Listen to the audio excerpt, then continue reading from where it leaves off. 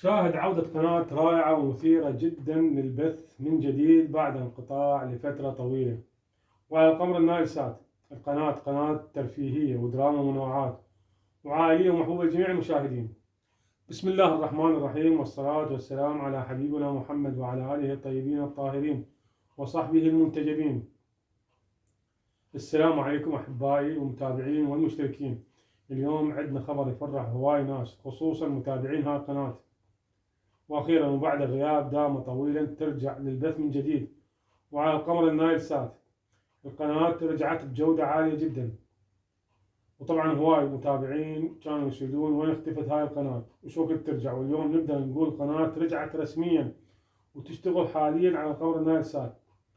ومن خلال هذا الفيديو راح نعطيكم تردد القناة الجديد وطريقة تنزيلها وشرحها خطوة بخطوة. وأحبائي قبل لا نكمل الفيديو وياكم لا تنسون الاشتراك وتفعيل زر الجرس ودعمنا بلايك حلو من حضراتكم، فضلا وليس امرا. دعما للقناة وحتى يوصلكم كل جديد اول باول. وهسه نروح على طريقة تنزيل التردد.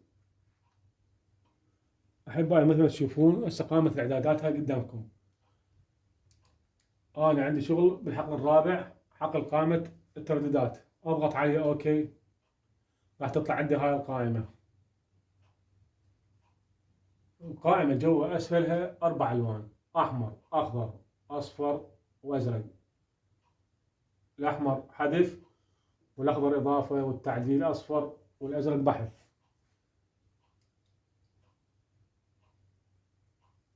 احبائي اذا ما نزلت عندكم القناة اللي هي جاي نشرح عليها، سوى حذف للتردد.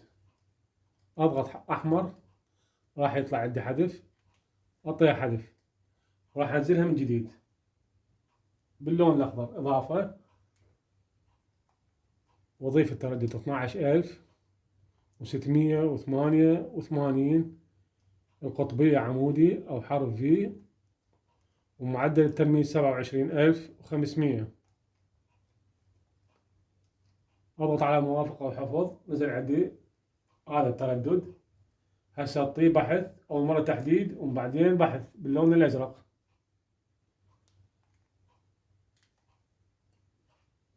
احبائي راح تنزل عندكم 32 قناة.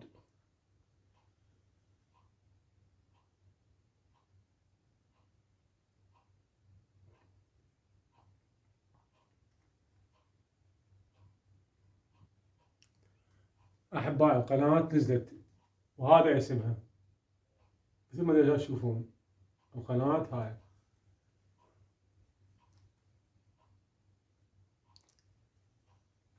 أحبائي وصلنا وياكم نهاية الحلقة من هذا اليوم، أتمنى نالت إعجابكم، وإلى لقاء آخر في فيديو قادم إن شاء الله.